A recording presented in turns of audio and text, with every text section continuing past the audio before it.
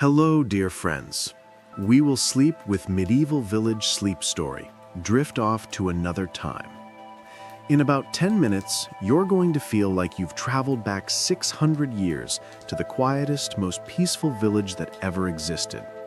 Your mind is going to slow down to medieval pace, your body will relax completely, and sleep will come as naturally as it did before to live in a time when sleep was natural and effortless. As I describe this peaceful medieval evening, your body will remember what restant stimulation. It's adapted to artificial light that tricks it into thinking it's always daytime. It's been trained to process huge amounts of information every single hour of every single day. And then you expect it to just shut off instantly when you lie down in bed. Medieval people didn't have this problem. When the sun went down, darkness came. Real darkness, not the kind you get in modern cities with streetlights and glowing devices. When darkness came, the body naturally started producing sleep hormones. The mind naturally started slowing down. There was nothing to do in the dark except rest, so that's what people did. Their nervous systems weren't constantly activated by stress and stimulation. They didn't have the mental clutter that comes from consuming endless information. They had worries, sure, but those worries were simple and concrete, whether the crops would grow, whether the weather would hold, basic survival concerns that the mind could actually process and set aside. What you need right now is to let your mind experience that simpler rhythm, even if just for the next 15 minutes. You need to feel what it's like when time slows down, when the world gets quiet, when sleep is just the natural thing that happens when darkness comes. So tonight, you're not in your modern bedroom with all its associations with sleeplessness and frustration. Tonight, you're in a small cottage in a medieval village, and it's evening time, and sleep is coming as naturally and inevitably as the sunset itself. But before we go to that cottage, we need to let your body remember how to be still and heavy and completely relaxed the way bodies were before we taught them to be tense all the time. Moving on, the sleepy body settling. Close your eyes if they're not closed already. You're lying down somewhere comfortable, and you're going to stay in this position for a while, so make any small adjustments you need to make right now. Get comfortable. Find that position where your body can just rest without needing to shift or move. Take a slow breath in through your nose, nothing forced or dramatic, just a comfortable breath in, and let it out through your mouth with a soft sigh. Do that again. In through your nose, filling your lungs comfortably. Out through your mouth, releasing everything. One more time. In through your nose, out through your mouth, and as you breathe out this time, let your whole body sink down heavily into whatever's supporting it. Now just breathe naturally. You don't need to control it anymore. Your body has been breathing automatically since the moment you were born. It knows what to do. Notice your feet and your legs. They don't need to do anything right now. They're not walking or standing or moving. They can just be heavy and still. Imagine that your legs are made of stone, like the stone walls of a medieval cottage. Solid, heavy, completely immovable. That heavy feeling spreads up through your calves, your knees, your thighs, all the way up to your hips. Your lower back and your belly can relax now. Let them go soft. Medieval people didn't hold tension in their bodies the way we do. They worked hard during the day, but when rest time came, they knew how to completely let go.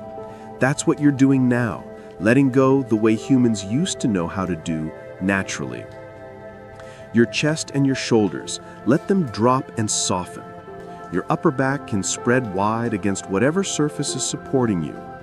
All that tension you carry in your shoulders, that modern tension from hunching over screens and holding stress, you can let it all drain away now. You're going back to a time before that kind of tension existed.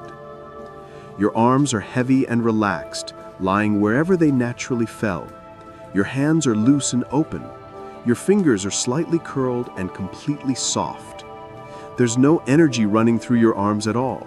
They're just resting, heavy, like two logs lying on the ground. Your neck is soft and loose. Your jaw is relaxed. Maybe even let your mouth fall open slightly if that's comfortable. All those little muscles in your face, especially around your eyes and across your forehead, let them all go smooth and soft. Medieval people had faces that were peaceful and unworried in sleep. That's what your face looks like now. One more deep breath. In through your nose and out through your mouth, letting yourself sink even deeper into heaviness and relaxation. Your body is ready now. Your mind is ready to slow down to medieval pace. Let me take you there. We are coming to the medieval cottage evening. You're in a small stone cottage in a village that has no name anyone remembers. The year doesn't matter. Somewhere in the 1300s or 1400s, back when time moved differently. This cottage is your home, and you've lived here your entire life. Every stone in these walls is familiar to you. Every crack in the timber ceiling beams. Every sound this small building makes. It's evening now. The sun has just gone down, and the last light is fading from the sky outside your small window. This window is just an opening in the stone wall, no glass, with wooden shutters that you'll close in a moment. But right now they're still open, letting in the cool evening air and the last traces of twilight. The cottage is a single room, maybe 12 feet by 15 feet. The walls are thick stone, plastered over with a mixture of clay and straw that's been painted white many years ago, now aged to a soft cream color. The floor is packed earth, covered in places with woven rush mats that smell faintly of dried grass and herbs. In the center of the room is a small hearth, not a fireplace with a chimney, but just a raised area of stones where a fire burns. The fire is burning low now, just glowing embers mostly, with an occasional small flame flickering up when it catches a piece of wood that still has some life in it. The fire gives off a gentle warmth and a soft orange glow that's the only light in the cottage now that the sun has gone down. The smoke from the fire rises up and filters out through a hole in the thatched roof above. You can see the smoke drifting upward in lazy spirals, lit from below by the orange glow of the embers. Some smoke stays low in the room, giving the air a slightly hazy quality that is not unpleasant. It's just the way cottages smell and look in the evening. The smoke carries the scent of burning oak wood, a clean and ancient smell that humans have been falling asleep to for thousands of years. Your bed is in the corner of the room, furthest from the door. It's not much of a bed by modern standards, a wooden frame filled with a mattress made of straw and wool, covered with rough linen sheets and several woolen blankets. But it's comfortable in its own way, and more importantly, it's yours. You've slept in this bed for years, and your body knows this is where rest happens. The cottage is quiet in a way that modern places never are. There's no hum of electricity, no distant traffic sounds, no refrigerator or heating system making background noise. Just the small sounds of the evening.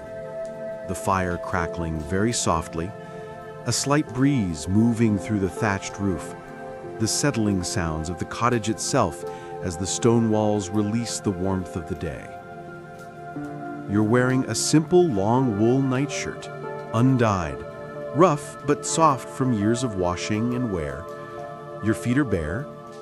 You've already banked the fire for the night, making sure the embers are safe and will slowly burn themselves out while you sleep.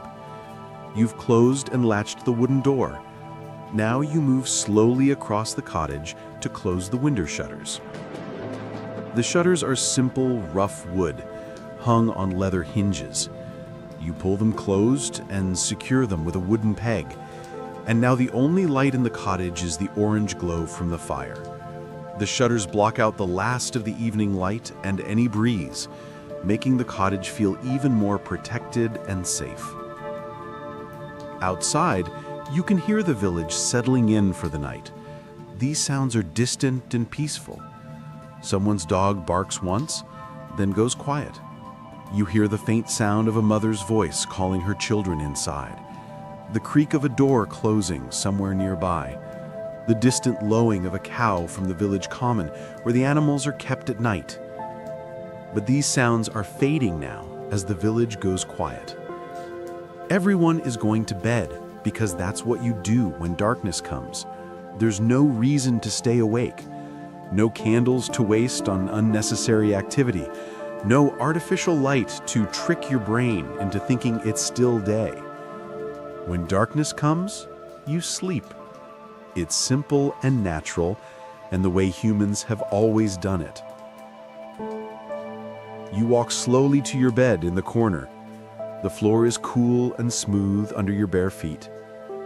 The cottage is dark now, except for that gentle orange glow from the fire, and your eyes have adjusted so you can see well enough to move around.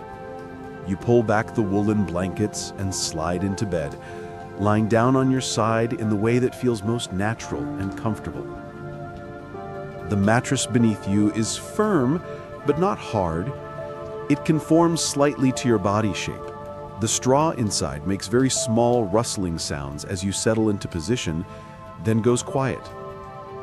The linen sheet against your skin is cool and smooth. The wool blankets are heavy and warm, not scratchy like you might expect.